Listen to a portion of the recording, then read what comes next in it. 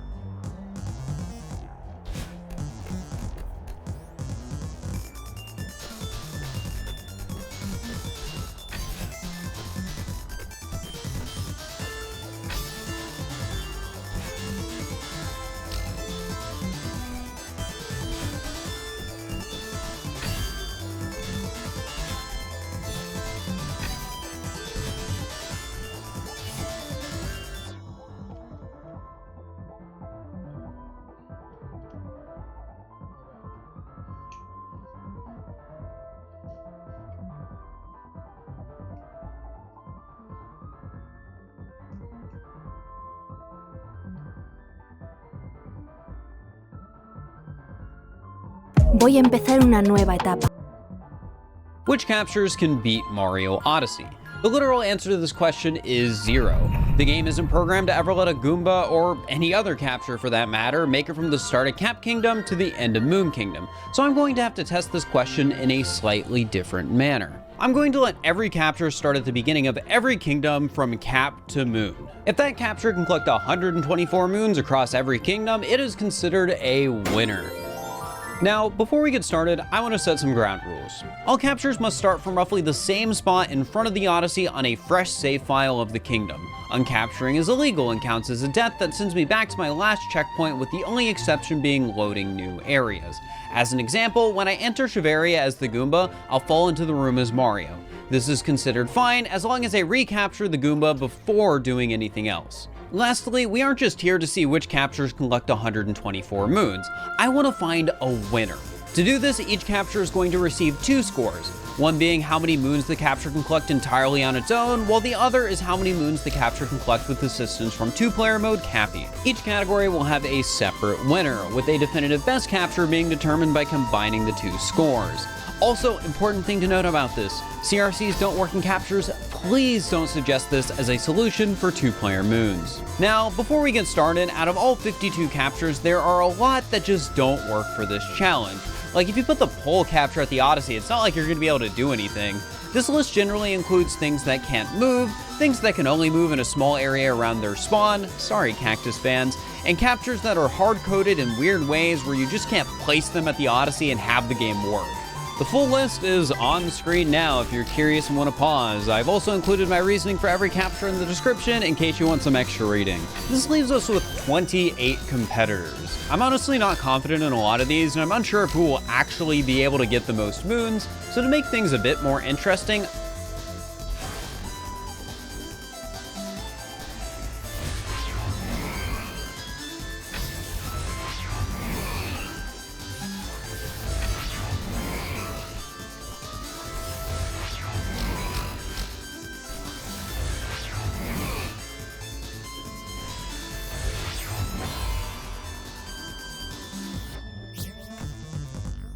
I'm going to be testing them in order based on my personal predictions. If you want to make your own, feel free to pause the video and leave a comment with your guesses, whether it be a full list or just your top 3. Without further ado, my prediction for the worst capture in Super Mario Odyssey is... Part of what screws over the Podoboo is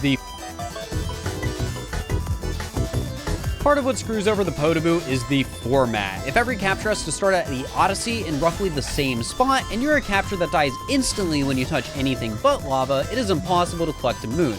Even if you're in a kingdom that has lava, you can't reach it without dying as you spawn in. You might think this is unfair, but even if I were to place the Podoboo in lava in Luncheon, all I'd be able to do is collect 1 moon and then die. But Fur, you say, what about this moon? Or I'm sure you could get that moon with 2-player mode. Well, the thing is, there's not a lava path from the area by the Odyssey to reach any of these moons at this point in the story. One does eventually open up, but that will require me to get a ton of story moons on land, and we already know that isn't going to work. The Podoboo earns a final score of 0 moons in single player and 0 moons in co-op. But again, if you think I'm being unfair by not placing it in lava and Luncheon, you can get both of these a 1.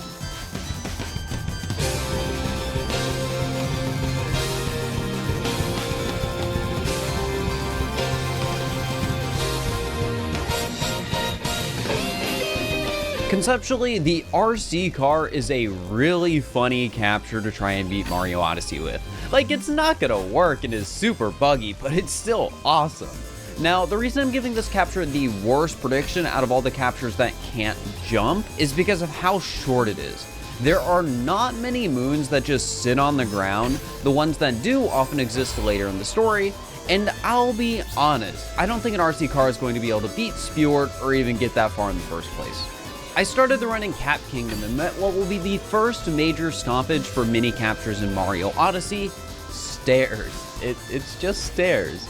So, to no one's surprise, an RC car cannot beat Cap Kingdom. Unfortunately, in Cascade Kingdom, we run into a similar issue. The RC car can make it to the first moon rock, but has no way of breaking it to collect the actual moon inside. I was optimistic for a moment when I learned the RC car could push the Chain Chomp directly into the rock, but that doesn't actually break it, and instead just causes the Chomp to clip through. Sand Kingdom is where things start to get interesting, and for good reason. A kingdom with a huge open area should be easier for most captures to navigate, so hypothetically Sand is probably the best kingdom for the worst captures. I tested the obvious things first, but the RC car can't fit into the employees only room, and there's an invisible wall preventing it from going unpoisoned, so it can't do the Jaxi driving sub-area either. This left me with the Sheep Moon, which should be doable for just about every worthless capture in this challenge because most of them can scare sheep just like Mario. However, the RC car is a bit weird. This could get a moon, but I don't think it will. There's a chance it might not. Oh my god, I can push the sheep. So to give a technical explanation for what's going on, captures aren't actually what scares the sheep. It's the Mario actor that is invisible and following you when you're in a capture. With the RC car, the Mario actor doesn't actually follow the RC car itself. It follows the man controlling it, who's at the Odyssey. So instead of scaring the sheep, I have to slowly push them inch by inch until they're inside the pen. Now, I'll be honest with you. I'm not going to spend 30 minutes pushing sheep unless the RC car can actually grab the moon after it spawns. So I cheated and used Mario to push the sheep and did some quick testing where it became pretty obvious the RC car could not reach the moon. Unfortunate, but at least it saved me some time. I'd exhausted basically every possible moon at this point, so I decided it was time to bust out 2-player mode and see if I could at least get some ground pound moons. This doesn't work. Not because the moons are too high, but because 2-player mode Cappy has his movement restricted to a circle around Mario, who, we already mentioned earlier, is technically at the RC car driver. No matter how far I drive, Cappy can go no further than the area around the Odyssey. This is really unfortunate and continued to create problems as I tried out more kingdoms. Like on the Lakeshore is a moon that would 100% be possible if Cappy followed the RC car. But he doesn't, so we can't even spawn the moon in the first place. Another sign of hope was the Rabbit Moon in Wooded. I can spawn this one in, but unfortunately it's impossible to get high enough to grab. Rolling Rock is the opposite of this, where the game just isn't programmed to let the RC car hit rocks, so we can't even spawn it in. These are some of the only points in the run where I had a chance to be optimistic. Most of the time I just had to try things I knew wouldn't work because there was literally nothing else I could do. Alright, can the RC car beat Cloud Kingdom? Let's find out. Give it a sec, Gotta line myself up. No! But stuff like this is honestly preferable to the sheer number of moons that are just barely out of reach. So I guess being stuck at the beginning of Metro isn't so bad. As I headed into Snow Kingdom with 0 moons, it was pretty obvious I wasn't going to be able to get any more here. But there's an additional question I want to answer for every single capture. Can it do Snowdram? If you aren't familiar with the trick, it's just getting to the Painting Island by doing a difficult jump from the Odyssey. So, can it do Snowdram? Well, no. It's actually really funny though, because you can get surprisingly close by driving up the side of the cliff. It's just the walls are barely too steep around the platform to reach the top. Up next was Seaside, which was a kingdom I felt optimistic about because the RC car is that it'll basically be able to go anywhere the RC car went, with the exception being that I can actually grab moons and use 2-player mode. Wow! In Cap and Cascade Kingdom, we don't see any real difference in the run, so I'm gonna skip right into Sand Kingdom where things get interesting. First thing I decided to try was the Bird Moon, but unfortunately, even with the extra height, it's still just out of reach. The Seed Moons presented a similar issue.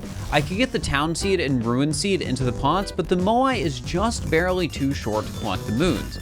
It seemed like there wasn't much of anything I'd be able to get exclusively as the Moai besides the Sheep Moon, so I got that and switched into 2-player mode to start collecting ground pound moons. I got top of a dune, where the birds gather, and lost in the luggage. I was also lucky enough to get the Traveling Bird Moon because hitting it with Cappy drops it low enough for the Moai to collect. From there, I did a few last checks over sub-areas because I could access those with 2-player, but unsurprisingly nothing was possible, so I headed to the next kingdom. Here's the thing though, I was actually wrong. So before we look at Lake, there's a couple more moons I need to add to Moai's total. The first is done solo by taking this sand spout and leading a bullet bill to a rock. For the next, I can grab the nearby checkpoint in 2-player, warp there, and walk deeper into the ruins to collect the Alcove Moon. With that corrected, we can look back at the stream where I was now in Lake Kingdom. This location is going to prove a very unfavorable kingdom for the majority of our competitors. As you may know, Mario Odyssey forces you out of most captures if you try to enter water. Moai is no exception, so the only possible moon here is on the lakeshore using 2-player mode. Next was Wooded, which is also a pretty unforgiving kingdom because captures cannot talk to NPCs. This includes the Sphinx that blocks over half the kingdom. Unless a capture has a way to climb up walls or fly over gaps, it's stuck in the small forest by the Odyssey. For low-tier captures, including the Moai, this means 2 moons: Rolling Rock in the woods and Caught Hopping in the forest. Now, I wish I had more to talk about this run, but the Moai is unable to collect any more moons in future kingdoms, putting its final score at 4 moons solo and 10 moons in 2-player. This isn't that surprising given it's a capture that can't jump. I mean, the Moai is pretty blatantly designed to be able to see invisible platforms and that's it. So yeah, no shit it can't do Snowdram or anything else really. But what surprises a lot of people are some technicalities that make moons you think would be easy with the Moai impossible. The first comes in Seaside Kingdom where we're stuck in the starting area. But hey, there is a pipe on the ground, why not go in there and get the ground pound moon using 2-player mode? Well, under my rules, the flow of gameplay is as soon as I load into a room, I must become the capture within a reasonable area of where I spawned in, and after that, can't uncapture for any reason. The rule is set up like this so I can enter new rooms in the capture, and even though I'll start the next room as Mario, I can recapture and still consider it valid. This also applies to boss arenas because they work similarly to loading zones where you respawn out of the capture. The thing with pipes is they're weird. Walking into them uncaptures you before you enter the loading zone, making it invalid under my rules. You could say I'm being pedantic because I kind of am, but for me, this was the preferred way to pursue the challenge. Another weird moon comes up in Bowser's Kingdom. Like sure, you're stuck on the starting island, that much is obvious, but the moon behind the Odyssey you get for spinning Cappy on a Bowser statue doesn't work. even in 2-player mode, because the second Cappy touches the head, you're forced out of the capture. Again, because I have to uncapture to get the moon, it's considered invalid. This is a big deal because it means every single moon that requires you to spin Cappy on something or enter a pipe is impossible for every single capture. Like, I knew this was going to be a tough challenge, but dang, hitting 124 moons on anything might be tight.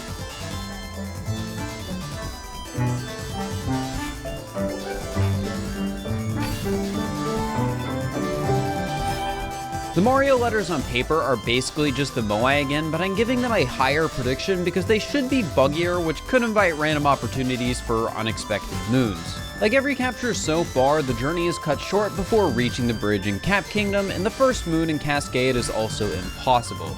Once I reached Sand, I decided to start again with the seed moons, which unfortunately didn't work on account of some weird hitboxes. And trust me, I tried every letter. The bird moon was possible. Seal of Alu.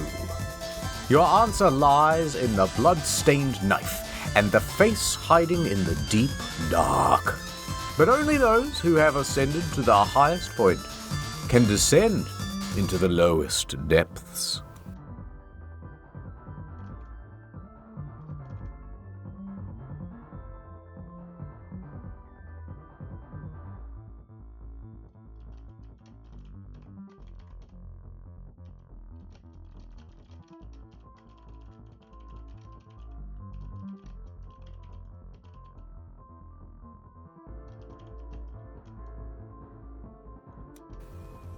Remember, Gary loves you. So this seems to be a sort of riddle as to how to get past this seal. For one, Alu, much like Malphas, is another demon mentioned in Christian and Judaism. One of the chieftains of hell whose job it is to meddle with humanity. So we have to deal with the knife and the face as the note mentions, and also the mention of going to the highest highs and the lowest depths. Well, we know from earlier that the depths of the apartment building is the pitch dark room where you get killed by a thrall, and since the note mentioned a face hiding in the darkness, whatever we're looking for is probably down there. But first, we have to go to the highest highs, or the top floor.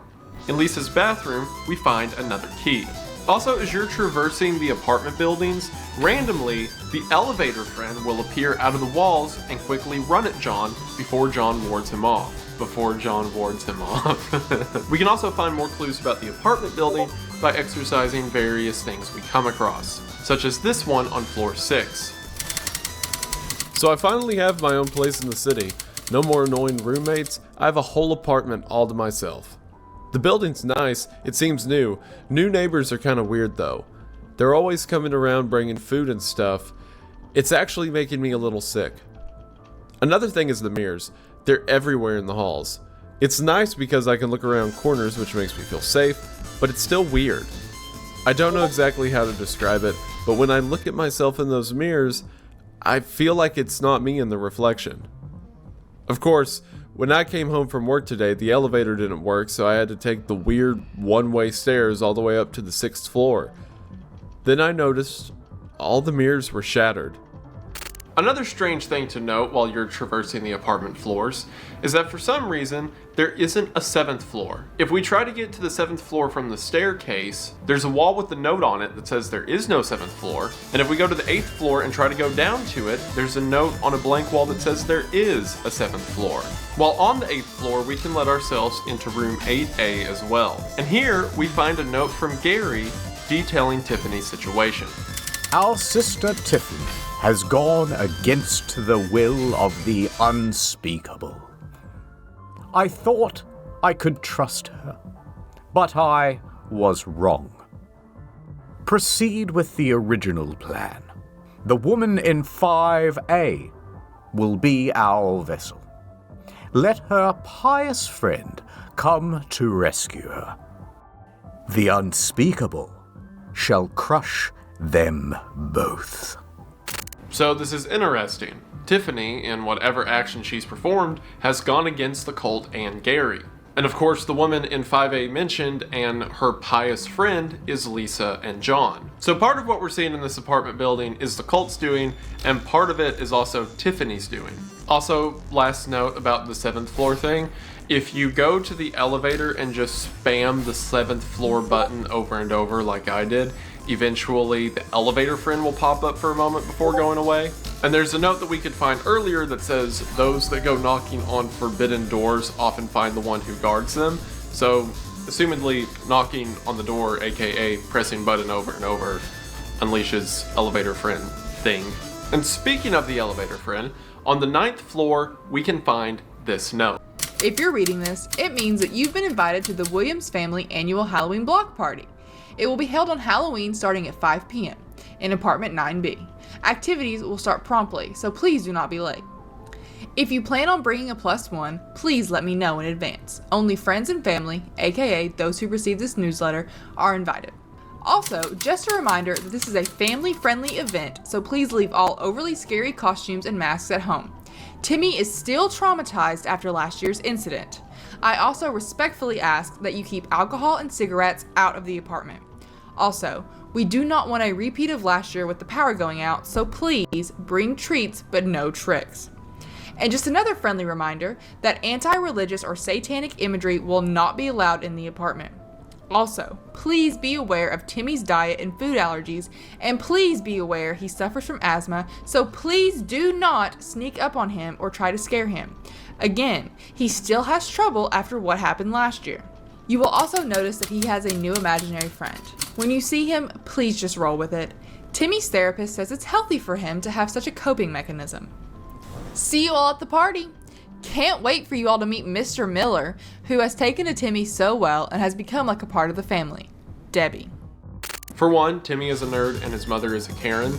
No debate there. But also, that mention of Timmy's new imaginary friend is definitely the elevator friend. That's because the drawing of the elevator friend is known as Timmy's drawing. So Timmy has been seeing this creature, and those around him just think that it's an imaginary friend, including, as we see here, Timmy's mom. The other mention is that Mr. Miller has taken a liking to Timmy, and Mr. Miller, of course, means Gary Miller. So Timmy's super dead. He is talking to a demon who controls secret floors that don't really exist, and the cult leader who is summoning multiple high-powered demons to this apartment building has taken a liking to him. So not sure where Timmy is now, but he's super dead.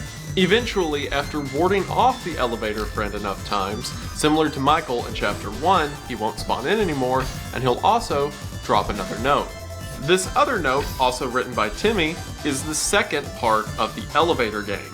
Now, the elevator game has to do with the alternate boss fight of the apartment section of Chapter 3, or in other words, the complete ending, so we'll get to the elevator game in a minute. For now, we make our way to the top of the apartment building, come across a room labeled M. Now, this M could be for management, or it could also be for Gary Miller. Next to the M room, there is a note on the wall that says, "Sacrifice what you cling to." On entering the room M, we can see a dumbwaiter on the wall as well as instructions on how to operate it. The instructions tell us to place a sacrifice in the dumbwaiter, and to not open the hatch once the dumbwaiter has reached the basement, because there aren't enough earplugs for the screaming that can be heard. And as the note said outside, in order to survive, we have to sacrifice what we cling to, so John places his crucifix in the dumbwaiter and sends it to the basement below. I didn't mention it earlier, but now that we have a good view of it, I want to bring up the other change that's happened in John's cross. Remember, in Chapter 1 it was golden and shiny, and then in Chapter 2 it became silver. And here it appears as a sort of brass or bronze. It's as if, as the chapters are going on, John is continuing to lose his faith. And no, not his faith in the existence of God or the existence of the supernatural. I mean, that's been made very apparent to him, but his faith in his ability to overcome it. Think about it. In Chapter 1, it was a girl that he had failed to exorcise. That's on him, but that's something most priests would be able to deal with. But then in Chapter 2, he begins to figure out that there's a whole cult, and there's people being possessed and giving their souls away to this monster all over the place. And then come to find out this is something that's been like 50 years in the making, with Miriam Bell and everything that happened at the Snake Meadow Hill Church. And now in Chapter 3, this cult owns family clinics, they own apartment buildings, they've got all of these named demons from hell spawning all over town. The threat is becoming more and more insurmountable, and John doesn't know if he has the faith to do what he needs to do. And again, we see that in his cross losing its glimmer.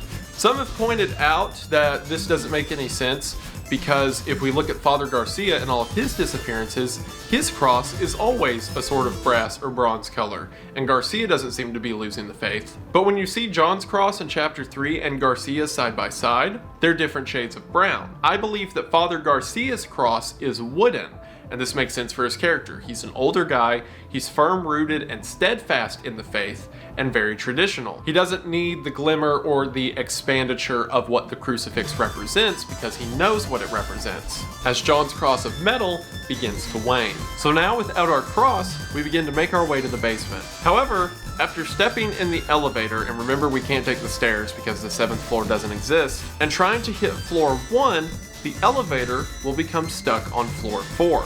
After getting out, we see signs that some carnage have occurred, and a rather ominous note lying on the floor. Gary lied to us. When you see it, run.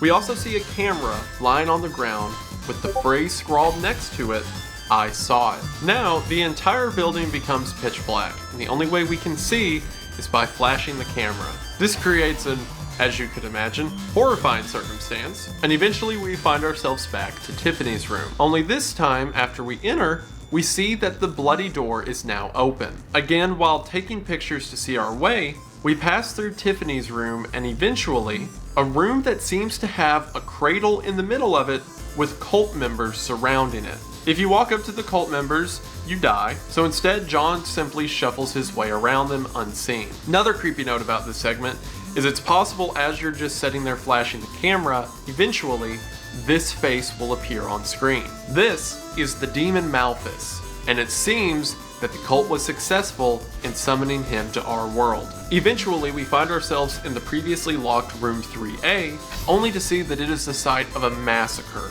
with blood and bodies everywhere. In the center of the room is a large, star-shaped hole. This is similar to the hole in the ground we saw back in the candy tunnels. We continue to traverse through these back rooms until eventually we take a picture to see the Peekaboo Demon. He continues to get closer every time we take a picture, till eventually we're back in control and the Peekaboo Demon is right there next to John. Now in the candy tunnels, the rule was to remain still, but as the note on the wall said, when you see it, run.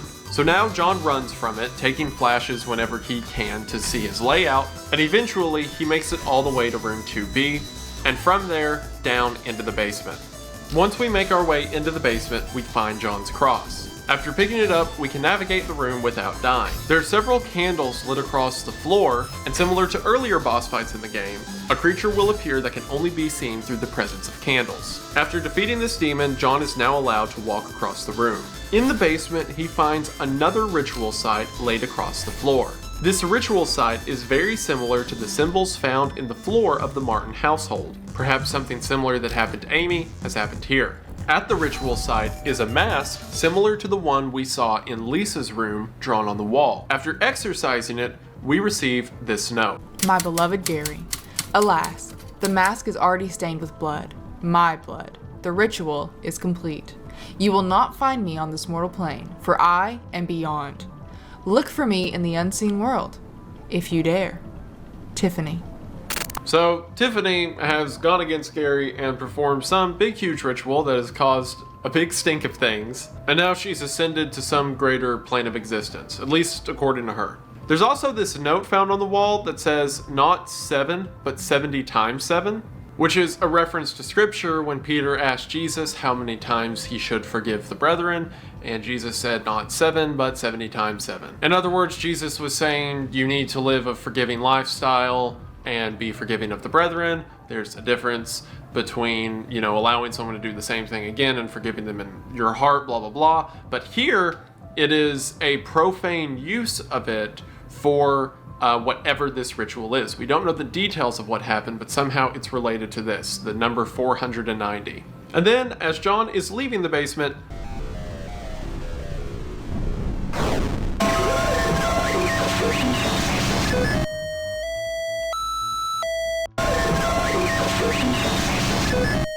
to 90.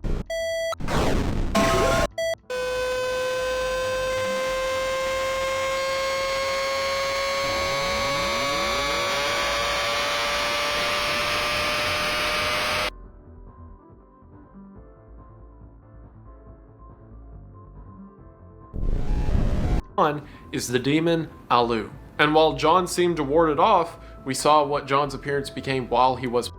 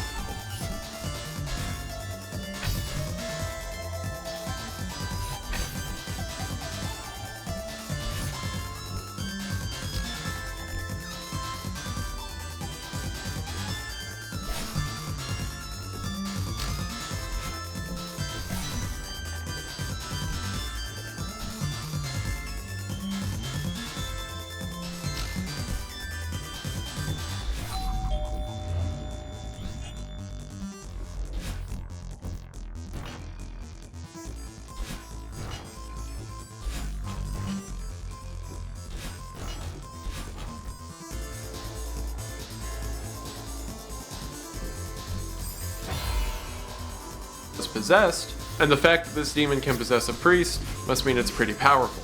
There's that very creepy moment where John is standing there while possessed, and he stares at Malphas, and Malphas stares at him, which means he's really staring at Alu inside of John.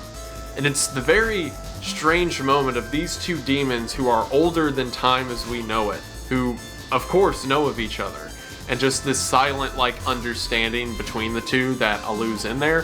Very creepy. I love it. If we go back through the route that we went on when we had the camera and we're flashing it to get through that whole maze puzzle thing, well, now that we have our cross, we can exercise things through that tunnel to get some more notes, including another note from Gary.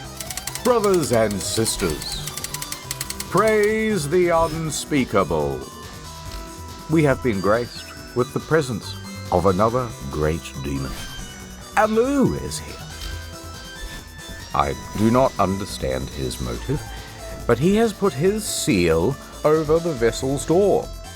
This may be Tiffany's doing, but it may also be a test of our faith. Do not cease to pray. Swallow your pills. You may have twice as many as normal. Seal yourselves in with bricks and mortar. And if that so-called priest shows up, take him and eviscerate him over the altar, preferably while still alive. Remember, Gary loves you.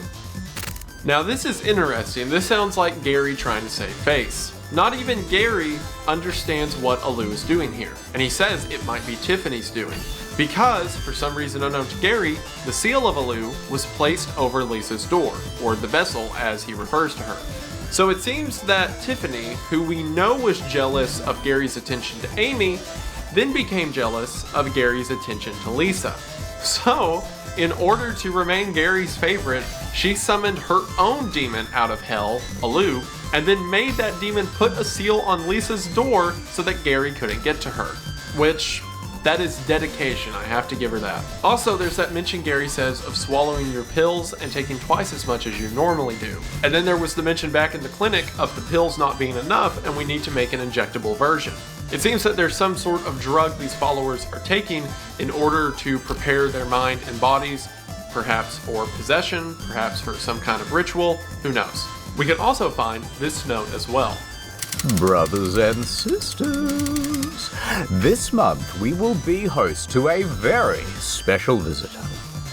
It is here to help prepare the way for the coming of the unspeakable. Of course, due to its special nature, it has full access to the entire building, including your apartments, bedrooms, etc.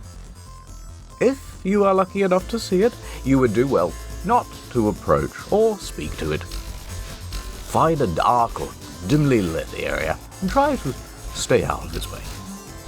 One of you will be blessed to find it has made its home in your dwelling. Do not go down into the hole that it makes, no matter whose voice you hear down there. If you believe that your fellow brothers or sisters are inside, please notify me, and I will retrieve their remains in a timely manner.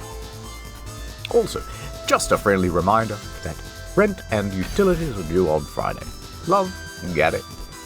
For one, Rent and utilities are due on Friday. Love, Gary.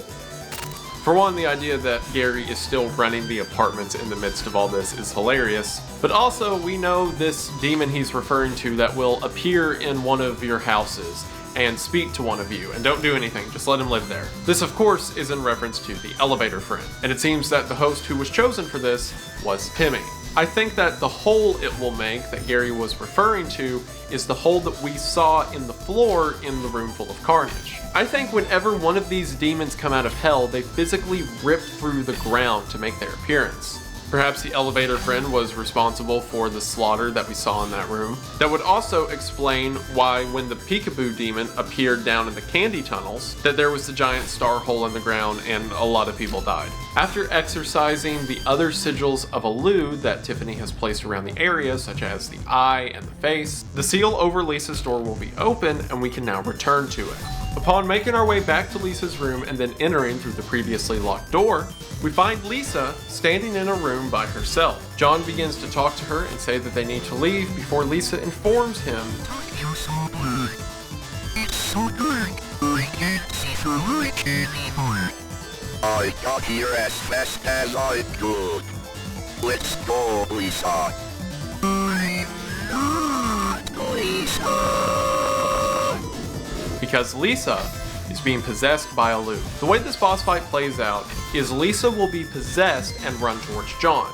During this time, John has to do damage with his cross. This will eventually cause the demon to leave her and then go to one of 5 different statues around the room. The way you can tell which statue he travels to is by whichever version of him moves the quickest. If you exorcise the statue before the time runs out, he'll fall out of the statue, allowing you to do damage for some time, and then the cycle repeats. If John doesn't find what statue he's in time, Allu will rush into John and possess him for a short period of time. During this time, the message flashes on screen that says, "Fight it, John," and the player has some control as they try to navigate John away from Lisa. If John fails to stay away from Lisa while he's possessed, then John will straight up murder Lisa. And here's the wildest part, it will just end. The boss fight will end right there, and you will be locked out from getting the good ending.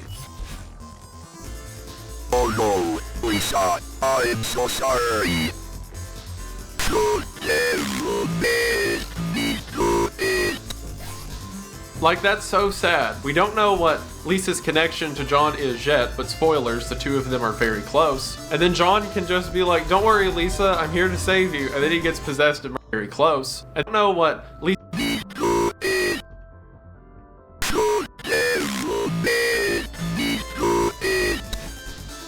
Like, that's so sad. We don't know what Lisa's connection to John is yet, but spoilers, the two of them are very close. And then John can just be like, "Don't worry, Lisa, I'm here to save you," and then he gets possessed and murders her, and he's like, "Oh, I guess I gotta go home now." But we're not doing that. We're not playing these games. In this playthrough, we keep Lisa alive. Eventually, John defeats the demon and Lisa sprints out of the room. After we step out of the room, we can talk to Lisa as she smokes a cigarette. Lisa confirms that the cult is doing some kind of summoning here, and that John has to hurry to stop them from whatever they're doing next. John asks if Lisa needs a place to stay, but Lisa says that she'll be fine and he needs to get on with it and stop Gary from whatever he's planning. Which, if Lisa's okay with living in this building after everything she's witnessed, then more power to her. And then as John leaves the room, he will remark that it feels that another doorway has been opened somewhere beyond. Now, after saving Lisa, or alternatively letting Lisa die, but again, we don't play that game, after that boss fight, the player can now drive back to John's house, and the day has been completed, at least on a surface level. But again, we're going for the completionist route, which means we want to figure out what this secret doorway is, which means we gotta play the elevator game. To play the elevator game, we just have to line up the number of floors that are shown at the bottom of both of Timmy's drawings, which means we have to go to the floors 1, 4, 2, 6, 2, 10, 5, 1 in that order. After doing this, the floors will effectively glitch out, and it seems that we are teleported to a sort of another world. Also, right before you hit that last floor while you're on floor 5, there's a high chance that this nice elderly woman will spawn in and walk into the elevator and ask what you're doing. And don't talk to her or approach her because you'll immediately die.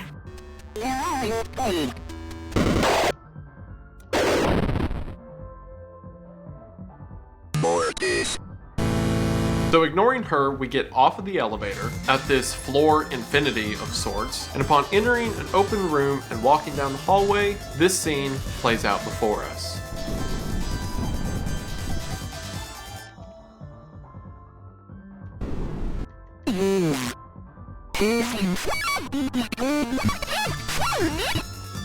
My God, enemy, is that you?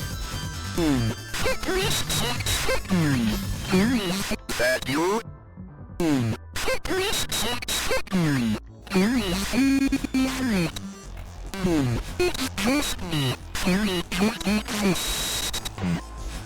Who's Gary?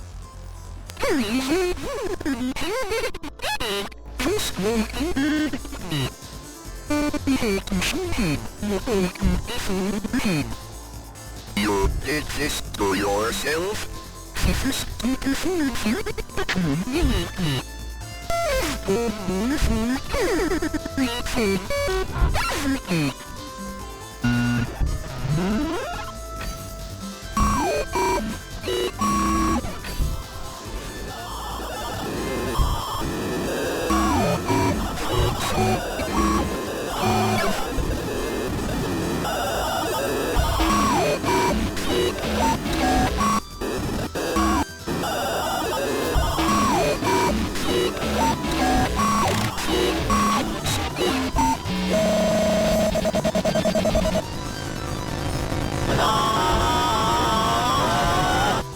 Tiffany has become so obsessed with the idea of being Gary's favorite that she performed this second death ritual on herself. Seemingly, the normal ritual ends with the participant having their face removed. But as we see here, her entire head has exploded, and what is hanging out of it is this monstrous beast of some sort, some unholy creature from hell that's still stuck halfway inside of her neck. Not only does she refer to herself as the daughter of the unspeakable, again, the unspeakable is the thing that we have heard reference to several times at this point, but she once again repeats the phrase, Gary is a normal human just like you and me. Of course, this gives us another boss fight, and the music for this boss fight I can only describe as like 8-bit drill theme.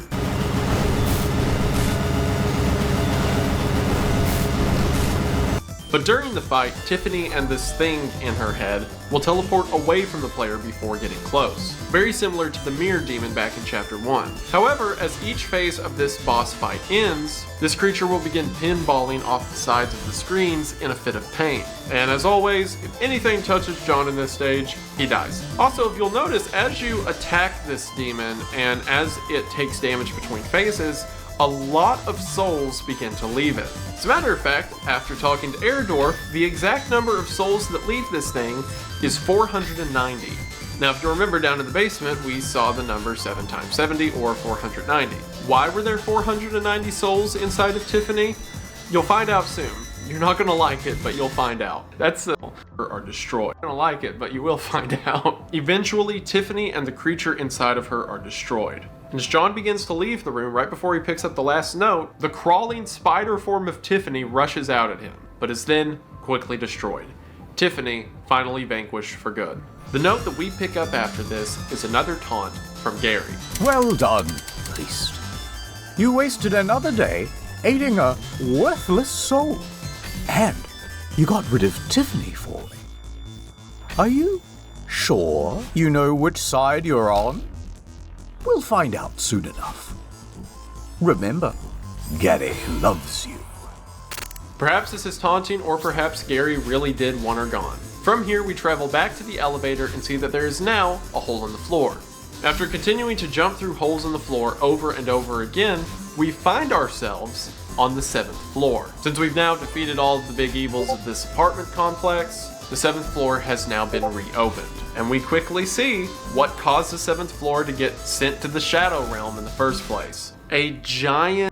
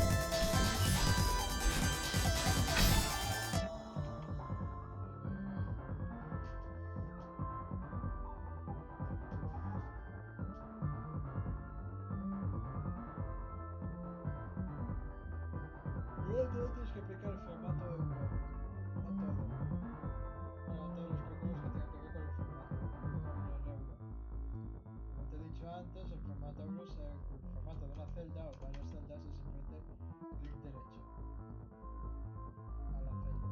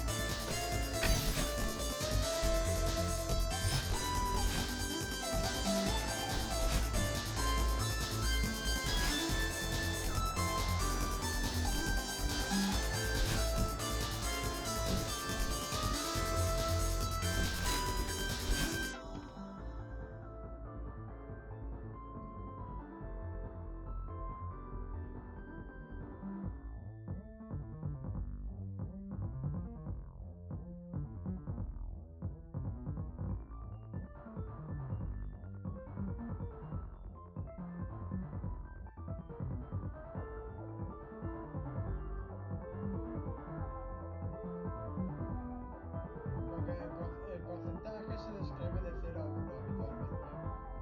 Cuando lo multiplicas cualquier número por ese, es como conseguir ese porcentaje de 1.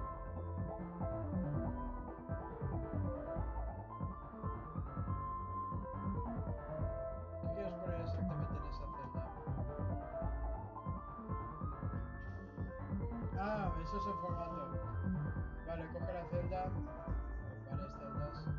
Sí, dale clic. Termina eso, dale enter. Dale enter, simplemente dale enter. ¿Vale? Esa celda, hazle clic derecho a esa celda. Formato de celdas, abajo. Formato, ahí abajo. Debería cargar y sale una pantallita. Joder, si te peta Excel abriendo eso, hostia puta.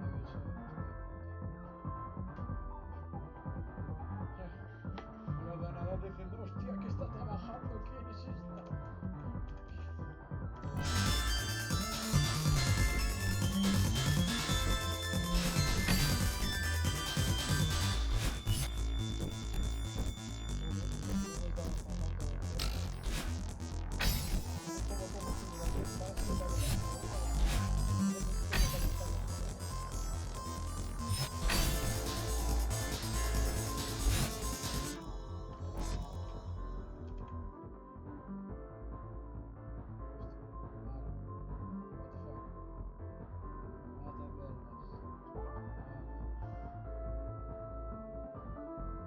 A ver, dame un segundo, dale a posiciones decimales y ponle 2.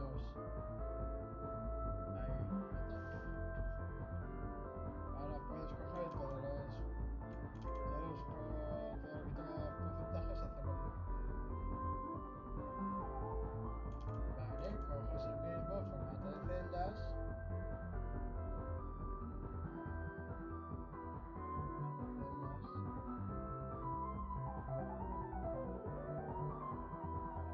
Con ello y haces tablitas. Para hacer bordes en cada celda, cuando haces varios bordes, haces tablas.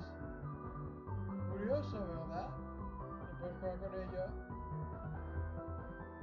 Quedará una tabla muy cuadriculada. No, le has dado X, tienes que darle a aceptar. Ok. Son dos columnas. Sí, son 2 columnas. Bueno, por ejemplo. No, en borde. Tranquilízate un momento. Contorno e interior. Aprieta los dos.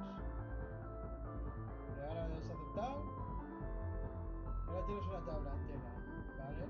Ahora juegas con los bordes y vas quitando poniendo las que quieras.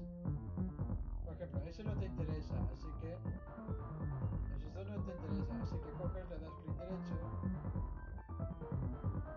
Perdón, formato celdas otra vez. Vale, por ejemplo, coges y solo pones las líneas que te interesen. En este caso, la de arriba, la de abajo, la de la izquierda.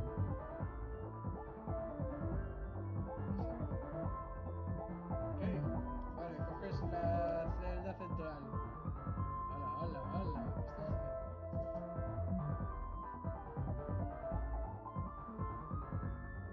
¿Qué estás haciendo? No, son dos columnas, fíjate bien.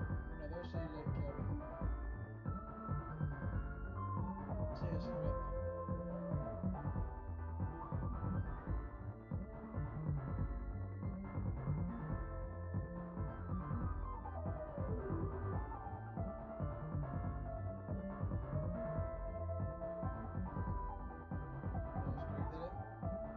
Le das clic derecho a las celdas y le das... Espérate, no tan rápido, vamos ahí. Coño. Vale. ¿No tienes para unirlos?